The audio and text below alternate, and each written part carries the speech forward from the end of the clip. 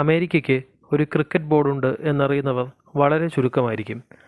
America സാമ്പത്തിക രംഗത്ത് വലിയ ശക്തിയാണെങ്കിലും ക്രിക്കറ്റിൽ ശക്തമായ ടീമില്ലാത്തതിനാൽ അമേരിക്കയ്ക്ക് ഒരു ക്രിക്കറ്റ് ടീമും അവരെ നയിക്കുന്ന ഒരു അമേരിക്കൻ ക്രിക്കറ്റ് ബോർഡും ഉണ്ടെന്ന് നമ്മളിൽ പലർക്കും അറിയില്ല.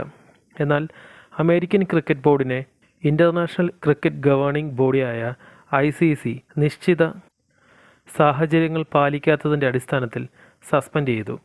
അതായത് US ക്രിക്കറ്റിന് ഇനി ICCയുടെ അംഗത്വ അവകാശങ്ങൾ, ഫണ്ട് ലഭിക്കൽ, ICC മീറ്റിങ്ങുകളിൽ പങ്കെടുക്കൽ, മാച്ചുകൾ ഔദ്യോഗികമാക്കാനുള്ള അവകാശങ്ങൾ എന്നിവ നഷ്ടപ്പെടും.